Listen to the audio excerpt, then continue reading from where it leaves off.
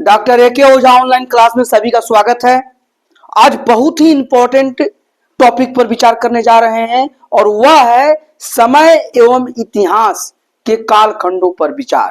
और देखिए मैं लिख दिया हूं thinking about time and historical periods. तो ये बहुत इंपॉर्टेंट है और जनरली जो शुद्धि जन है और स्टूडेंट्स कंफ्यूज कर जाते हैं। तो हम आज समय और इतिहास टाइम एंड हिस्ट्री के जो पीरियड्स है कालखंड है उस पर हम थोड़ा गंभीरता से विचार करेंगे और तभी इतिहास के बारे में हमारी समझ स्पष्ट हो पाएगी। और यह एनसीईआरटी के आधार पर मैं चर्चा करने जा रहा हूं। मेरे हाथ में एनसीईआरटी क्लास 7 हिस्ट्री की बुक है और इसी का चैप्टर 1 है। देखिए मैं लिख दिया हूं NCERT history class 7 chapter 1 part 7, उसका पार्ट 7 और अंतिम यह भाग है।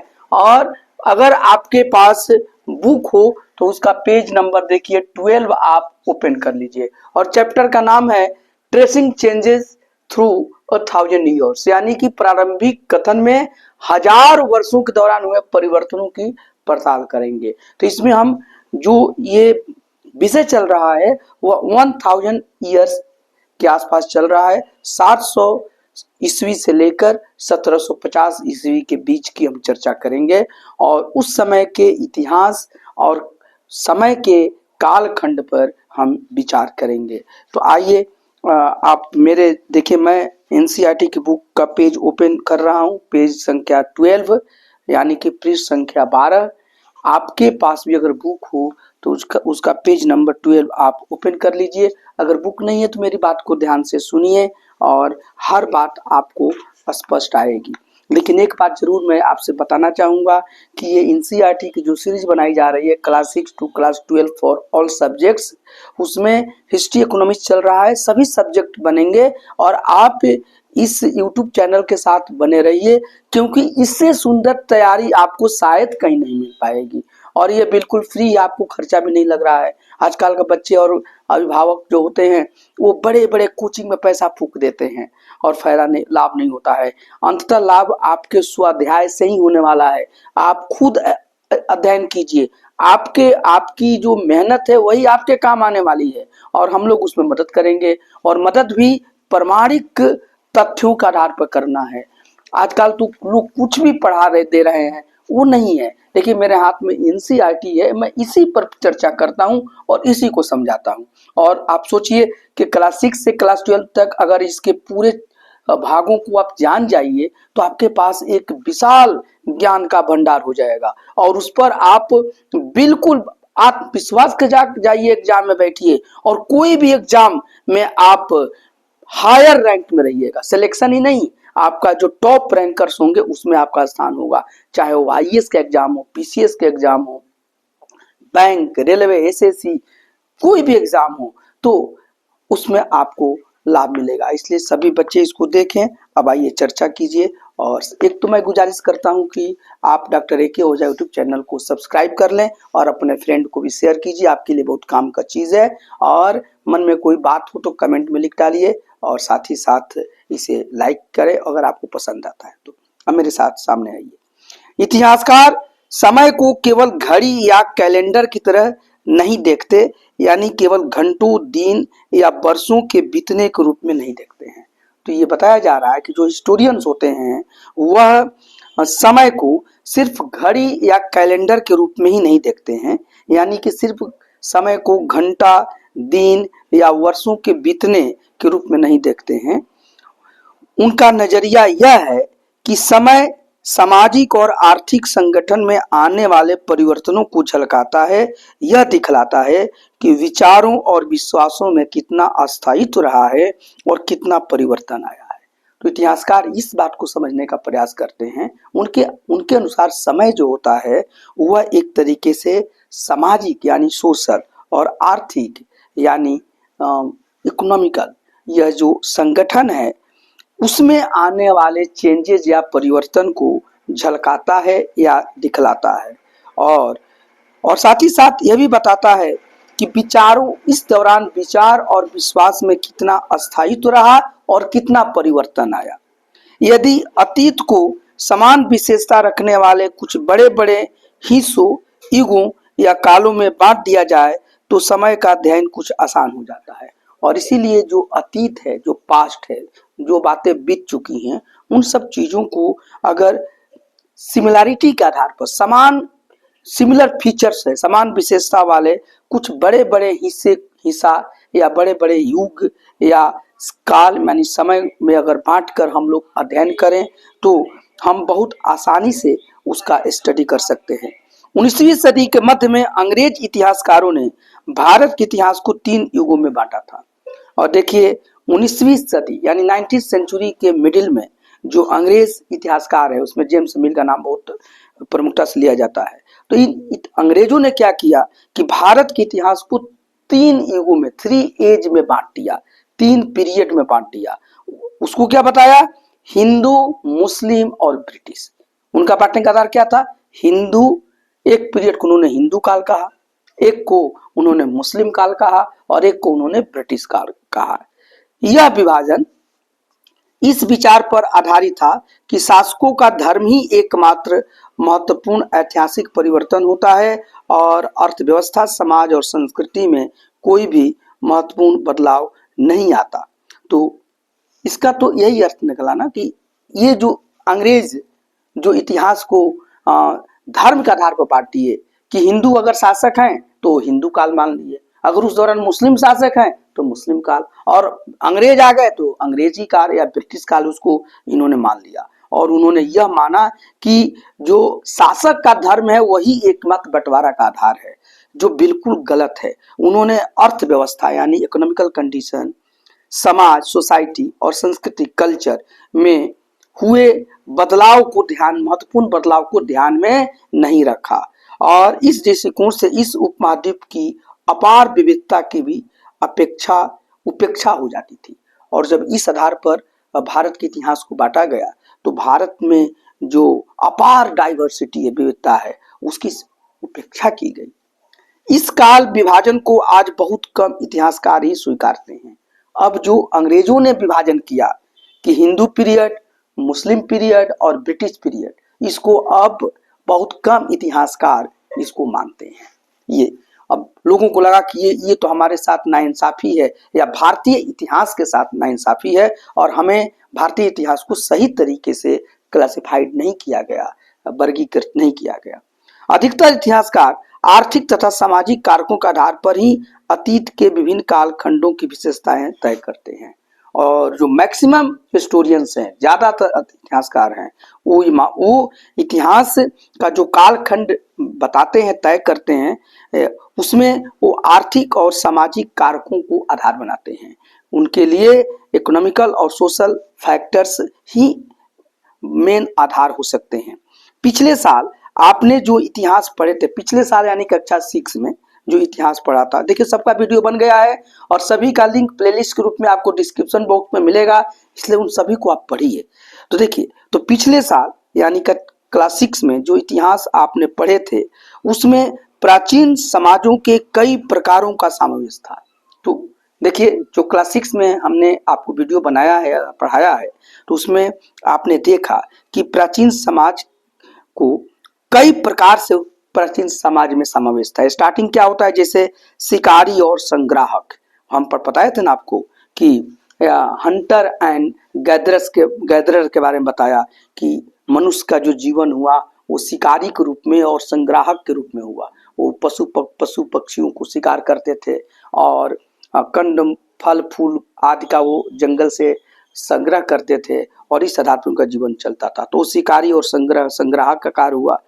प्रारंभिक दौर के कृषि कर्म, शुरू में फिर कृषि कर्मी आए, किसान लोग खेती करना शुरू किए। शहरों और गांवों के निवासी, फिर लोग शहर और गांव में निवास करने लगे। प्रारंभिक दौर के राज्य, प्रारंभिक दौर में राज्य बने और फिर साम्राज्य का रूप लिए। उसी में जनपद, महाजनपद सबकी चर्चा हुई है और साम्राज्य की भी चर्चा हुई है। तो इस तरीके से ये सामाजिक और आर्थिक विकास हो रहा है भारतीय समाज का। तो ये हमने पढ़ा। इस साल आप जो इतिहास पढ़ेंगे उसे प्रायः मध्यकालीन इतिहास कहा जाता है। बताया गया कि आज इस साल मतलब क्लास 7 में जो इतिहास आपको हम चर्चा करेंगे उसको सामान्यतया लोग मिडिएवल हिस्ट्री बोलते हैं, मिडिएवल इंडियन हिस्ट्री, मध्यकालीन इतिहास वो बताते हैं। और जनरली ये 1000 वर्षों का जो 750 से और आपको या 700 ईस्वी से 1750 ईस्वी का जो इतिहास है, जिसको अमूनम मध्यकाल का इतिहास के रूप में जाना जाता है, तो इसकी यहाँ पर चर्चा होगी। इसमें आपको कृषक समाजों के विस्तार इसमें बताया जाएगा कि जो कृषक समाज है और उनका कैसे विस्तार हुआ, पीजेंट्री का कैसे विस्तार हुआ, क्षेत्रीय और साम्राज्यिक राज्यों का उदय, और किस तरह से रीजनल और साम्राज्यिक इंपीरियल जो किंगडम है उनका उदय हुआ, राइज हुआ। कभी कभी तो ग्रामवासियों और वनवासियों की कीमत पर, कभी कभी देखा गया कि ये जो उदय हुआ तो यह ग्रामवासी और वनवासी की कीमत होता है। तो ये सब चर्चा हम करेंगे। प्रधान धर्मों के रूप में हम इस समय में इस 1000 ईयर्स में प्रधान धर्म के रूप में हिंदू धर्म और इस्लाम धर्म के विकास को पढ़ेंगे। ठीक इसके पहले वाला वीडियो हम हिंदू धर्म और इस्लाम धर्म में बनाया हूँ, और यूरोप से व्यापारी कंपनियों के आगमन के बारे में और विस्तार से जानकारी मिलेगी। इसमें हम ये भी पढ़ेंगे कि हिंदू धर्म और मुस्लिम धर्म का कैसे या इस्लाम धर्म का कैसे विकास होता है। साथ ही साथ यूरोप से जो व्यापारी कंपनी आती हैं उनका आगमन कैसे हुआ, इसकी विस्तृत जानकारी आपको इसमें मिलेगी। तो इसलिए आप पूरे वीडियो के साथ आप बने रहिए, आपको बहुत अच्छा ज्ञान मिलेगा और प्रामाणिक ज्ञान मिलेगा।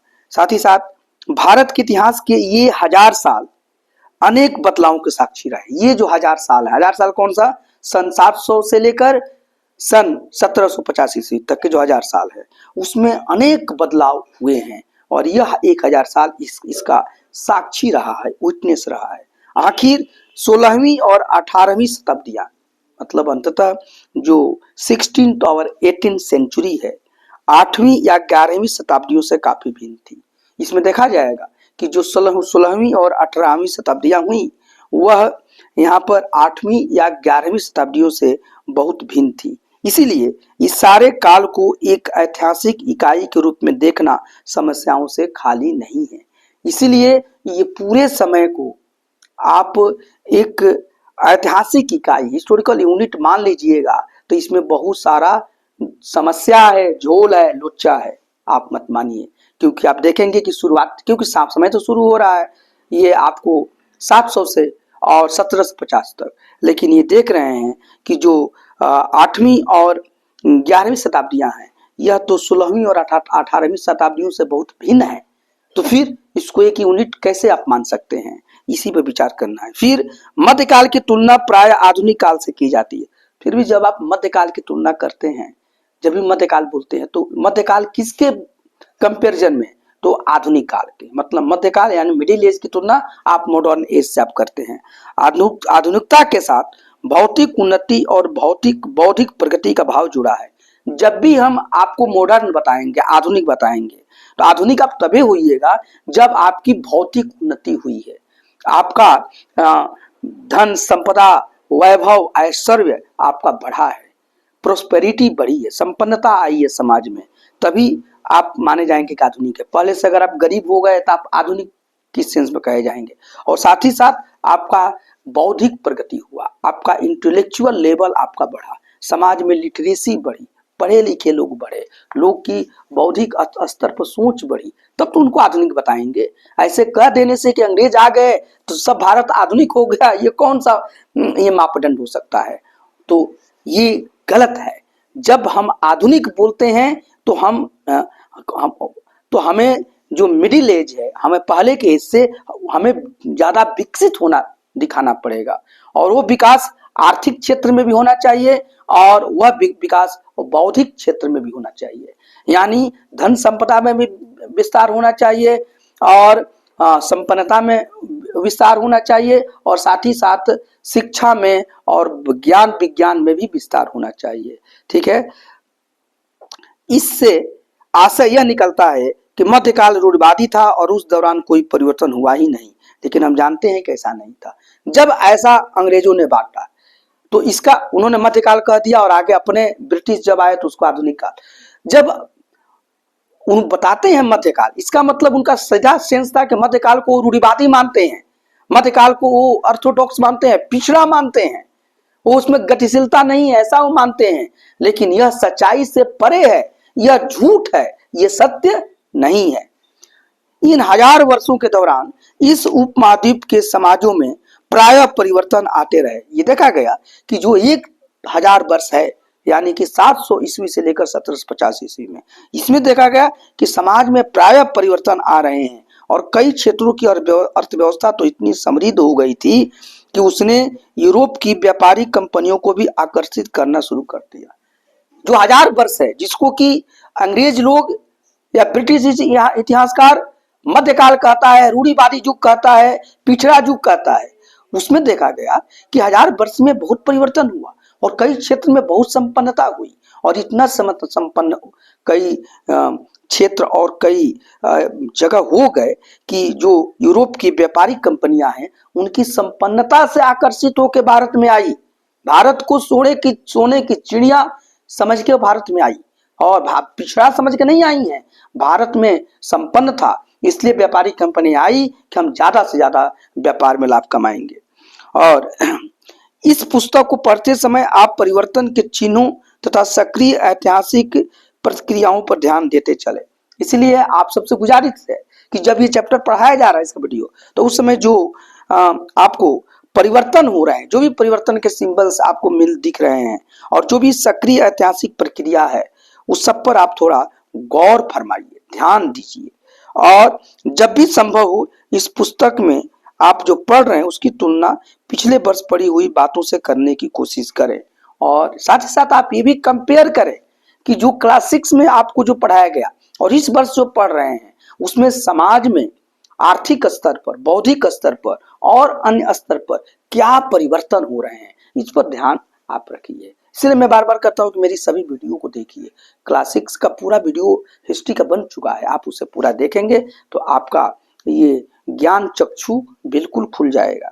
तो उसको देखिए, जहां भी संभव हो यह देखें कि कहां बदलाव हुए हैं और कहां नहीं, और बिल्कुल इस पर ध्यान रखिए कि कहां परिवर्तन हुआ और कहां नहीं हुआ। और आज अपने आसपास की दुनिया पर नजर डालकर भी देखें कि और भी क्या कुछ बदला है या वैसा ही रहा है। तो आप पिछले क्लास के देखिए, उसमें प्राचीन भारत के ज्यादातर बात बताई गई है, उसमें क्या बदला हुआ। ये जो पढ़ने जा रहे हैं मोटा मोटी ये मध्यकाल की बात हो रही है जो अंग्रेजों ने बांटा, वो देखिए और आज भी देखिए कि क्या परिवर्तन हुआ है और क्या नहीं हुआ है। ये तीनों को कंपेयर करके चलेंगे तो आपका बिल्कुल जो विश्लेषण होगा या अध्ययन जो होगा वो बहुत ही तार्किक होगा और महत्वपूर्ण होगा और इसी से आपको इतिहास की समझ बढ़ेगी। तो आज का यह अंतिम यह लास्ट पार्ट है और ये 7 पार्ट है। तो ये चैप्टर 1 समाप्त हुआ। अब इसके बाद चैप्टर 2 आपको हम शुरू करेंगे। मुझे विश्वास है कि आपको इससे लाभ होगा। उसमें राजा और उनके राज्य के बारे में हम चर्चा करेंगे। चोल साम्राज्य के बारे में बहुत इंपॉर्टेंट सब टॉपिक आ रहे हैं। आप मेरे साथ बने रहिए। आपका दिन शुभ हो। धन्यवाद।